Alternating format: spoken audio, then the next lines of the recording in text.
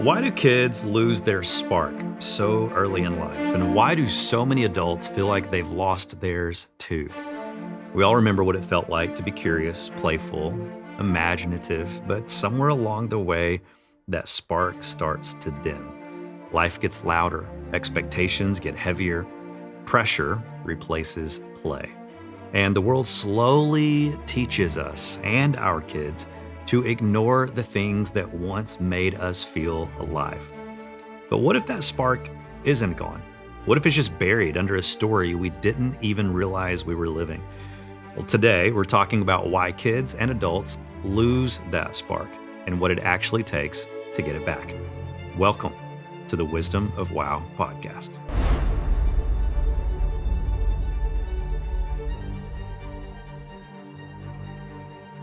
Welcome back to the Wisdom of Wow podcast. Once again, I get to host this podcast with my favorite person on planet Earth, my wife, my business partner, my best friend, Kate. Pretty awesome. It is awesome. That first episode was really fun. It really was. I was not prepared for how awesome it was going to be. You got to believe in yourself. No, you decide things. I mean, we decide things and it's like, oh, we should do this podcast. We need to do this. And I'm like, great, I'm in, because I will say yes to anything you invite me into. But no, it just felt really fun. Well, I had a blast. And as always, especially when we're doing this kind of format, because I've been on, I don't know. We love podcasting. I think it's in a really incredible format. I love that we are also making these available on YouTube. By the way, if you're not watching on YouTube, you're just listening to this in your headphones right now, and you're like, what? It's on YouTube? Yes, it's on YouTube, and it's not boring. It's very cool. So go check it out on the YouTube channel. But one of the things that we struggle with on this format is how do we not make these episodes 6 hours long each? And so we started episode one with, let's share our story. And we blinked, and It was 30 minutes had flown by. And we're trying to keep these short and concise because we want leaders listening to these. We want entrepreneurs listening to these. We want parents listening to these. We want people who are trying to live a better story listening to these conversations. And in order to succeed at that, we know all of us are running short on time these days. And so we're trying to keep these compact and easy to digest and listen to and squeeze them into the schedule that everyone's already living. And yet we're like, let's just tell our life story. And there's much more to tell. And so we're going to get into that, obviously, over the course of this entire season. But as we heard at the beginning, this week we're talking about that spark that tends to fade and how we get it back. And there's some experiences that we've had specifically over the last 1 to 2 years that, despite having lots of experiences with this topic, this one feels like it hits closest to home. Yeah, as we prepared for this, there was definitely a story that, the topic, we're deciding all of these pieces. It's like, what's the story that we can tell? And there's only one. I mean, there's so many, but there's only one that has such a dramatic feel to it. And it's the story of Everly. So Everly is our middle kiddo. She is 10 years old right now. And she is just the loveliest human. She's so awesome. Ever. She is as sweet and kind and absolutely hysterical. The girl has some wit funny. And troll that I am so proud of. But when a couple of years ago, she was, all of our kids were enrolled in a private school in Nashville. And Everly, while she was there, started to disappear. Started to lose her spark. Yep. She started to disappear, and you watch this vibrant, hilarious, opinionated child just shrink into herself. And we worked so hard to try to help her talk about it. She's such a deep thinker, and she processes everything around her just kind of at a very snail's pace, but it's just because she's so intentional. And one day she woke up and in bawling tears said, I can't go to school today. And, as a parent, you're like, yeah, I've had those moments. Like, I'm not going to school either. It's when I was a kid. Yeah, I'm sick. I have the flu. I'm not my going. tummy hurts. Yeah, my tummy hurts again. Shocker. But For this, it was just she had fear in her face. Yeah. And the fear in her eyes, I mean, it wrecked both of us and it wrecked me in so many ways because you didn't know. We didn't know. And she had been bullied. She had been bullied by parents, which is just like next level. Sometimes indirectly, things that she would overhear, Yes. moms talking about the Moms girls while they're running their around. mouths and saying things which, kids speak what they hear their parents say. Hmm. And so it was, well, my mom said, ugh, it's heart-wrenching. And she is absorbing all of this and trying to figure out what's wrong with me. Okay, I just need to stay out of the way. I need to make myself feel smaller and smaller and smaller. And as a kid who was in kindergarten during COVID, she struggled to read because masks had just made that an extremely difficult thing for her. So I feel stupid and I can't show up well, and the kids are making fun of me. And the pivotal moment for us was she had a complete breakdown. We're going on weeks and weeks and weeks. She has a complete breakdown at just after bedtime, and she's sobbing, and she looked at me and she said, "Mom, I just don't think anyone wants me here." And, as a parent, you're like, "I'm sorry, what?" Let's just remind everyone, how old is she She's in this 8. moment? She's 8 at She's this 8 years time. old. And I'm like, the girl, if you haven't listened to the first episode of this, you can go ahead and the person who will make an obscene gesture at youth group will absolutely turn the world inside out for her kid.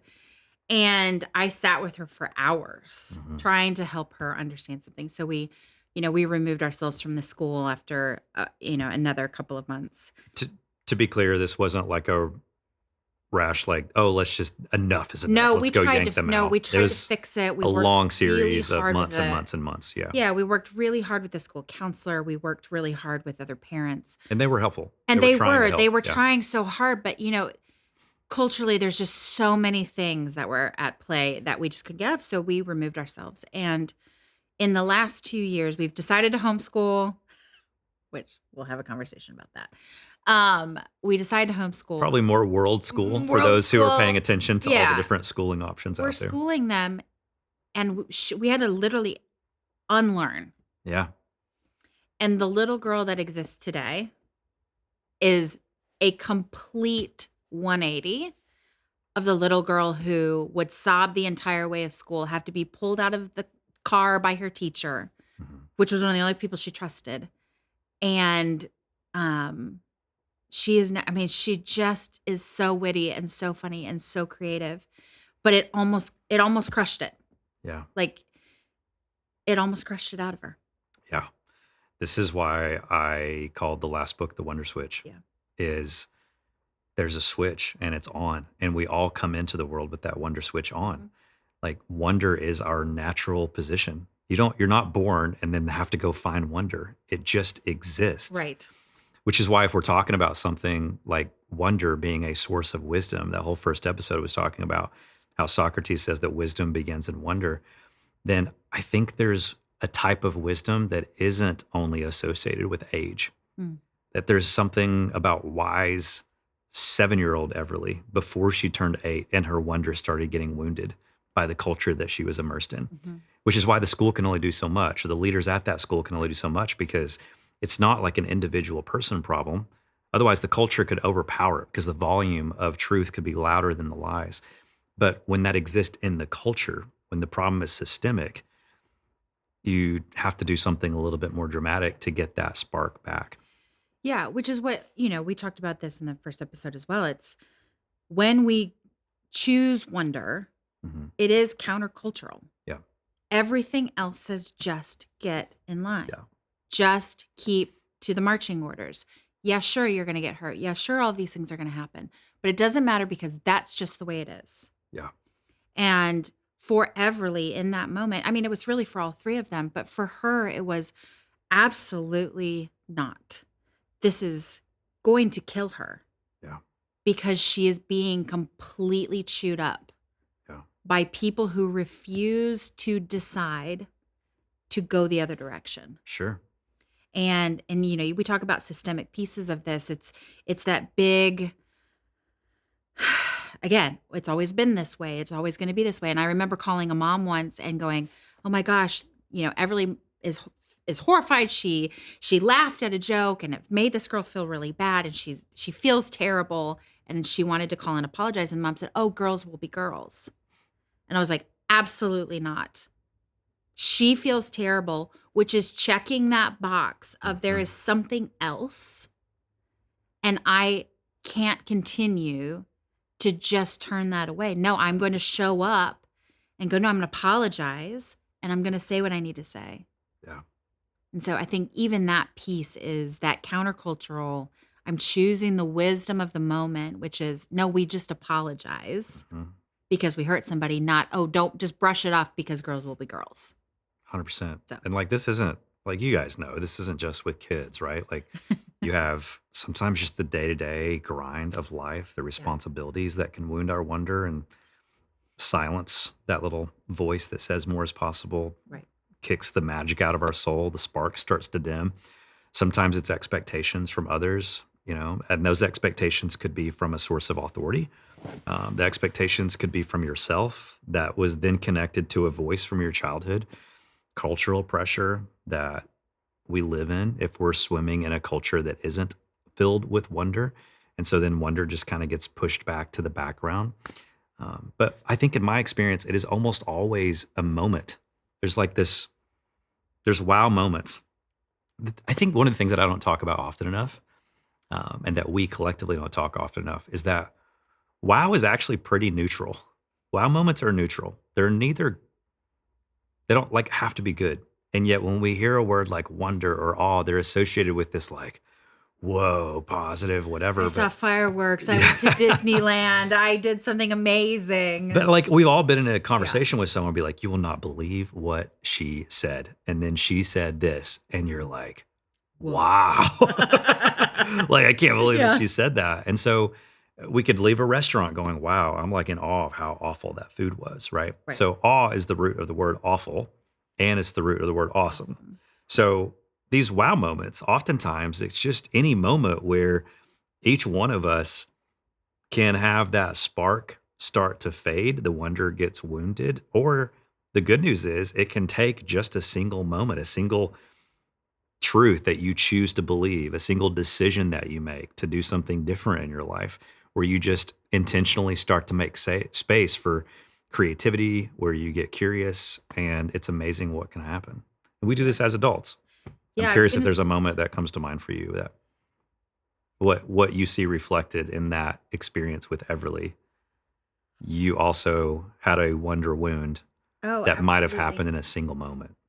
Oh, absolutely. And I'm sure it was a series of them, but I didn't have somebody standing next to me at 8 years old Yeah. going, course correct. Yes. I had people standing next to me going, girls will be girls. Yes.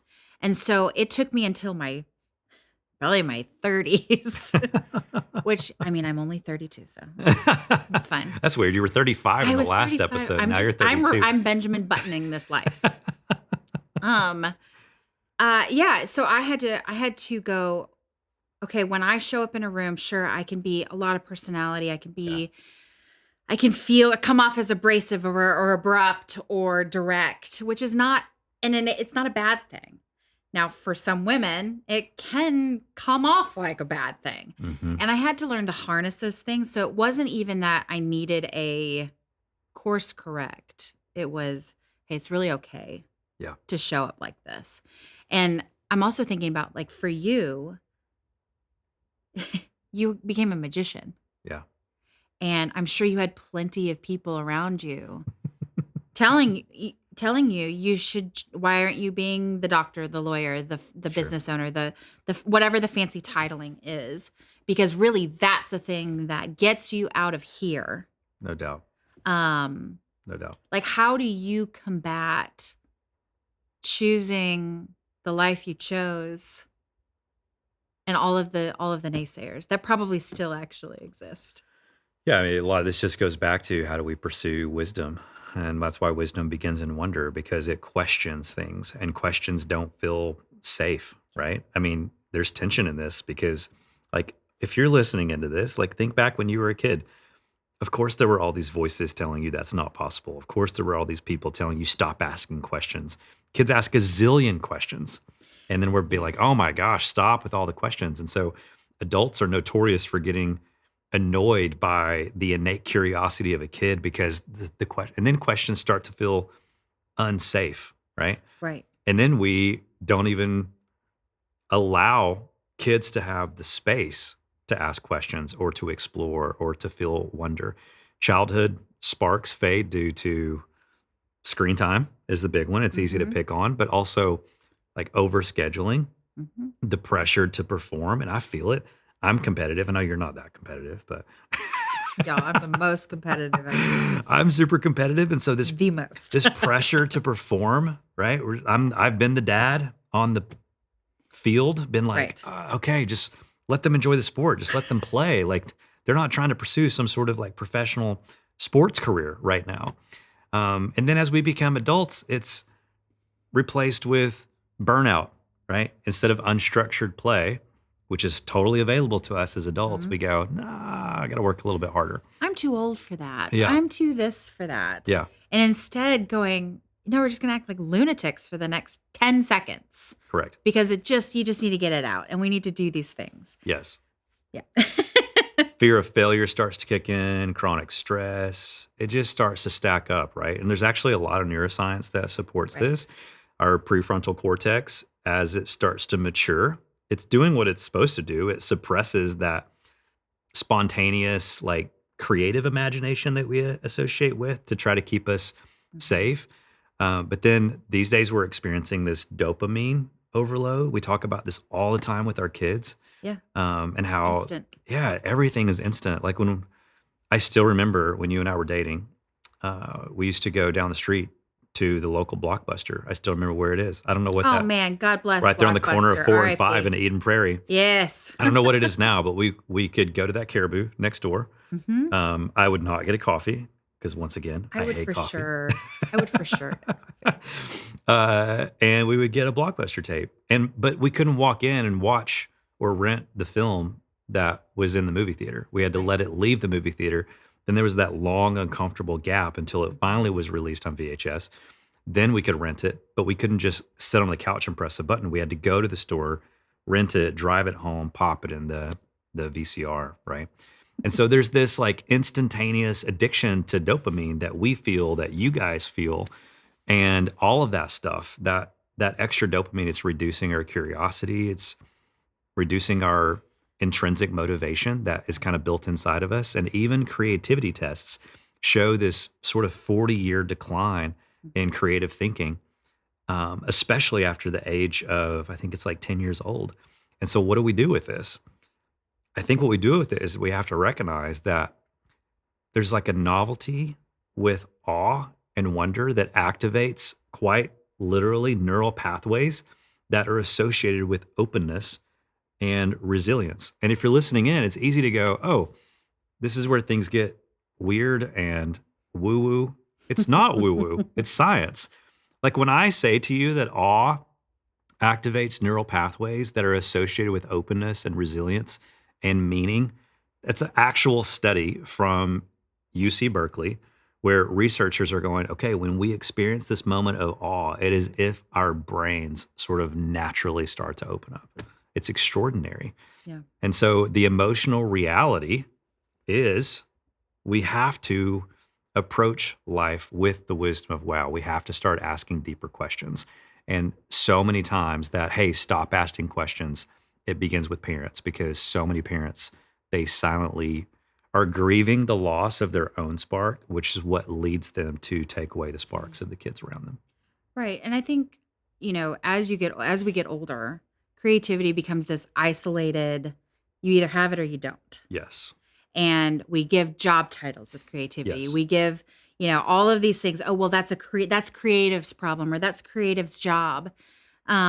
Which again is just repeating the things that we heard as a kid. You're not this, you're never going to have, you're never going to be. Hmm. And it's just silently crushing you Hmm. under the weight of it all so that when you get in your job or you go home to your partner, your significant other, Yep. and you're like, well, I wasn't creative today or I didn't have it again.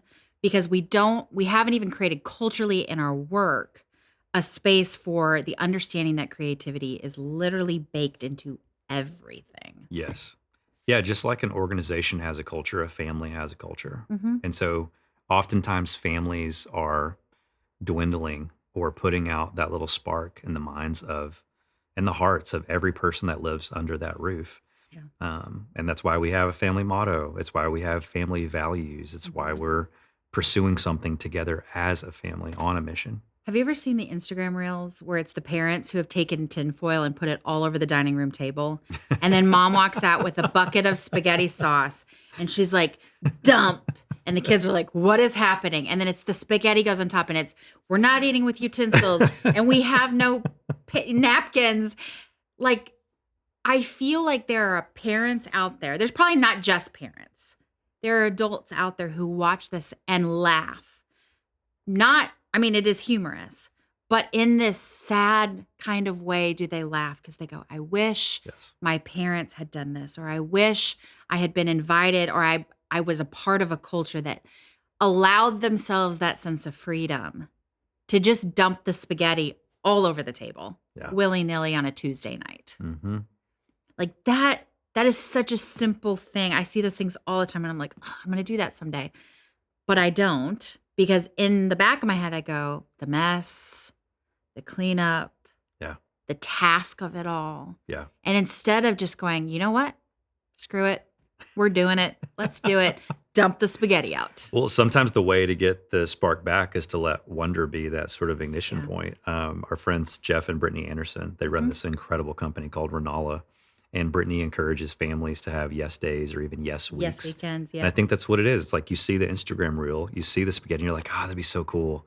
And you either get caught up in the algorithm, it's just like next, next. You don't even give that moment of wonder a chance to breathe. You're like, Yep. wow, next, right? Dopamine, dopamine, dopamine. And sometimes you just need to pause and go, what if we actually did that? Maybe we can say yes to wonder. Maybe we can say yes to it. Because it's worth it. Our kids very regularly talk about their favorite moments throughout, Yeah. their short 10 decade of Yes. life. And it's not, "Oh my gosh, that toy you bought me Yeah. was so cool." Nope. That thing, that those pair of shoes that you got me were my absolute favorite. It is, "Do you remember Yeah. when we took that cruise, or when we drove across the country and we The wow were moment. hiking in 120-degree heat in Nevada?" That was first, Jude was like 4 in some of those memories. Mhm. And he is now 12, and he is so tapped into those because I think you and we're not perfect at it, but we try so hard to collect moments and not things. Mhm. And part of that is the wow gets to stay alive because the wow is always existing Mhm. when we're in pursuit of things that actually matter. 100%. Wow moments are defining moments. Yeah. Absolutely. This is why so many times when you catch yourself saying, wow, like just start paying attention to this, you guys. Like if you find yourself going, whoa, wow, like wisdom starts with wow. And so if you want to grow more wise in those moments that you find yourself going, wow, I just had a wow moment. Wait, wow, wonder is the beginning of wisdom. What is here that I should be paying attention to? And so as you start to pay attention to your wow moments, you will notice that those have the power to be inciting incidents for unbelievable change for you. But here's what I want everyone listening in to know. If you don't feel that spark right now, it does not mean that you are a failure. It's Mhm. just a sign that your story needs some fresh air. And when I say needs fresh air, that's what I mean when I'm consistently saying that you've got to let the wonder breathe. Because like you are insanely creative. You're not failing. It's like I don't have the ability to create that life. Yes, you do. It's just that all of your creative energy is being consumed by worry and perfectionism or mere survival. This is why I say all the time, to the point where we print it on stickers, we pass them out to people. Worry is a misuse of imagination. Humans are creative. Part of the way we stay safe is to create. And what we mean by that is simply that we're always allowing our imagination to fast forward in the story, asking curiously what happens next. And what happens next is, well, if I step into the street, that bus is going to hit me. And so I don't like that imagination. I don't like that image of the future. So I'm not going to step in front of the bus. I'm going to stay here. But this happens so quickly and rapidly and often outside of our conscious awareness that we're not even aware of the work that our imagination is doing behind the Yeah. scenes. But if worry is a misuse of imagination, what if we just reallocated that creative energy towards something more beautiful and hopeful and optimistic? And I think that's what we all have the opportunity to do. Families can reclaim curiosity. We can experiment. We can turn off the phones and learn to be present again to try to wean ourselves off of the dopamine addiction that we're all feeling. The sparks really can return naturally. And that's what we've seen with Everly. It's what we've seen with ourselves in different chapters of our life in adulthood. And so you don't have to be labeled a creative to have a spark. You simply have to reopen the window to wonder. Right. And I think we touched on this briefly earlier, like early on in this conversation was around the awful and awesome. There is still wonder that exists inside of the bad things. You just got to look for it. You got to find it. You got to exploit it and pull it out. And I think we try to do that sometimes with our own kids. Hey, this didn't go the way that we wanted it to go. Yep. How do we figure out why this happened this way? How do we adjust in real time so that you understand that you can use your thought process, your imagination, so that it doesn't, they aren't growing up to be adults that just hide. Yep. They understand that they can think their way out of something. They can create their way out of a mess. And I think you are 100% that kind of person who goes, man, everything's sideways right now. Okay, we got to get creative, not hunker down and tighten up. You oftentimes go, okay, what's next? How do we figure this out? How do we really seriously create our way out of this? Yeah. Am I wrong? You're not wrong. I'm like really tempted to put my business coach hat on right now because when you say, it feels like everything's going sideways, I most often think about entrepreneurship. But it's true of families, it's true of everything. But I would say like a lot of people jump from wow to how. And often we should be jumping from wow to why to who. And there's a great book called Who, Not How. And it essentially, what I love about it, it's a great compliment to the concept of start with wow, which is the name of my next book, by the way. Let's just full plug that. Heard. So if you start with wow, what comes next? We don't start with wow and then just jump straight to the how. We start with wow. And before we even get to how, we should be asking who, because most of the problems we're experiencing, especially in our businesses, are not how problems, they're who problems. And that's what I do in my moments of, everything's sideways, we've got to get creative. I don't just unfairly rely on myself. That would be foolish. I want to rely on wisdom, but I don't have all the wisdom. And so what do? I start with wow, because wisdom begins in wonder. I want to leverage the wisdom of wow. And so, okay, I'm going to pause and I'm going to wonder. And then eventually I'm also going to go to who, because there's other people who have lived stories that have gifted them wisdom that I don't currently have. So there's an experience and there's a gap in my experience that is creating these blind spots that I'm trying to protect myself from.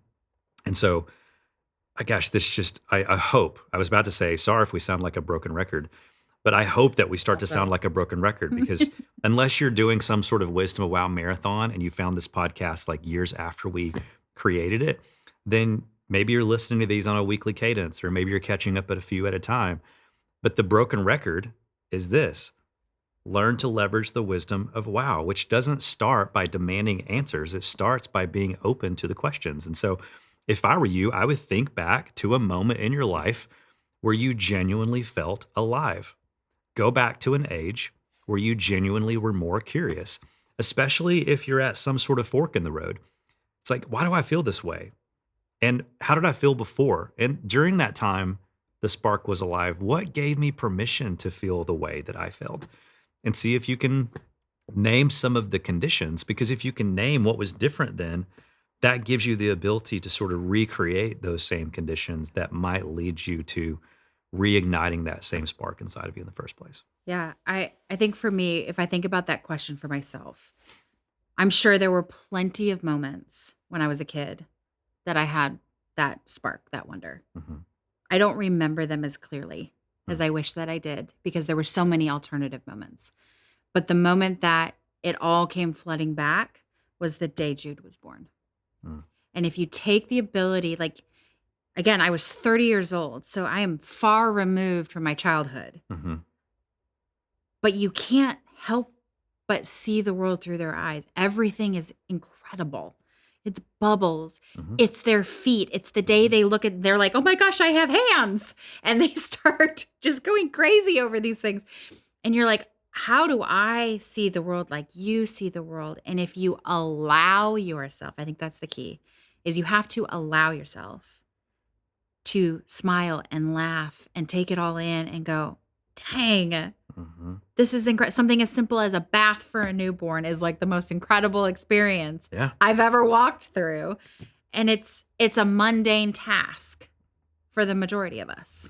Oh, it's just a bath. It's just a shower. It's no big deal. Yeah. No, it could be something so different.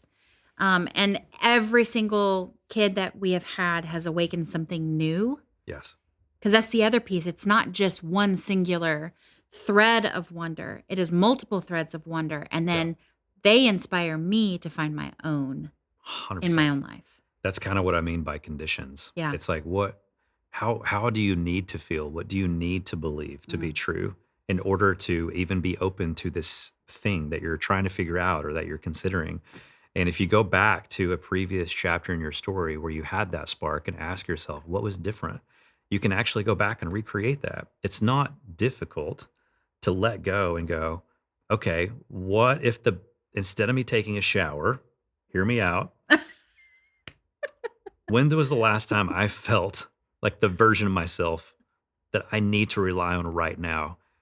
Ah, man, when I was a kid, I took these bubble baths and like bubble was flying everywhere. And there was like little rubber duckies and like toys and like maybe colored soap. And I I wrote was on going the to say the tub. colored I'm soap. like, honor that. How do you recreate that condition? How do you Yeah. get back in touch with that part of your childhood? And I think I talked about this. I can't remember if it was in the beginning of this conversation or the last episode, probably because I talk about it a lot, which is we associate wisdom with age as if I have to grow old in order to become wise. And there's absolutely a part of wisdom that comes from age. Correct.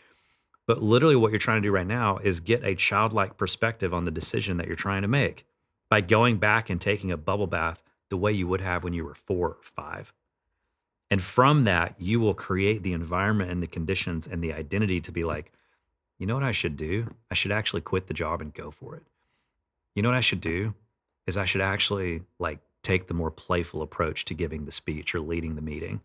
I should actually do that with the meal at dinner tonight, Well, and I'm we just show gonna up dump it on the better. table. Yeah, we show up better when we do those things, right? Because we're taking this self imposed pressure Yeah. off of ourselves to be perfect. Yes. It is, I'm just going to show up. You either like me or you don't. I'm going to be great at this and I'm going to make some mistakes or whatever. Yeah. It's okay. Yeah.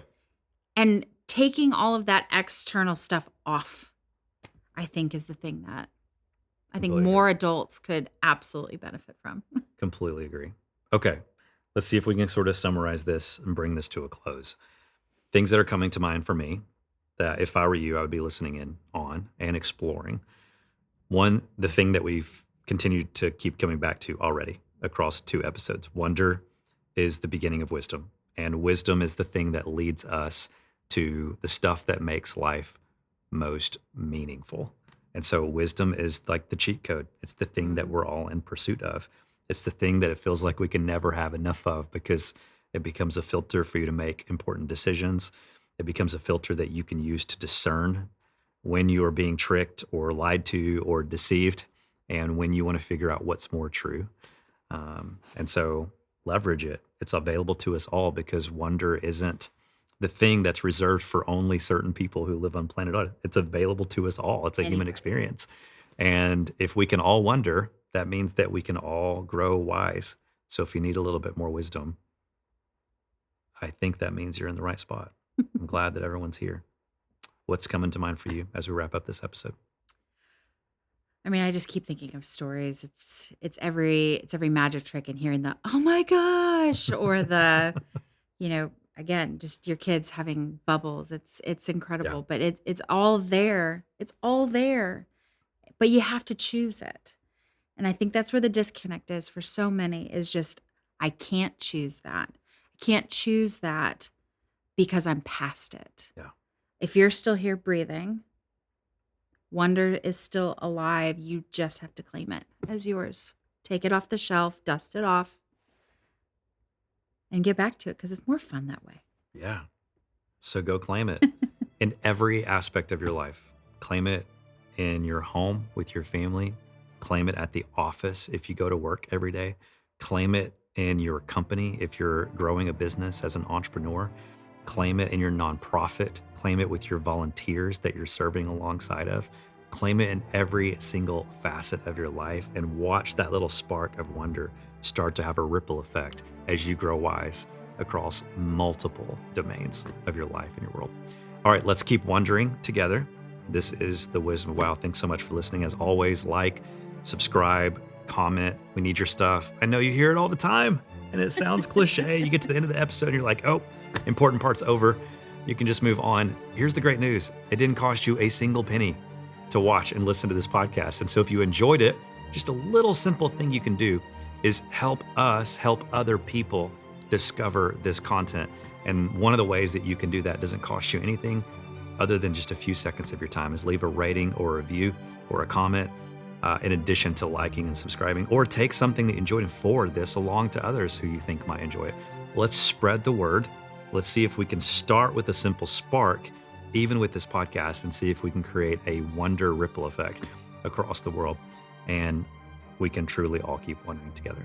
All right, that's it for this week. Thanks so much for listening to the Wisdom of Wow podcast. Kay, thank you for joining me again. Thanks for having me. You were already committed to it, so I don't think you could break your word anyway. Nope. But thank you for joining me. We hope to see you guys again very soon. Thank you so much for watching and listening.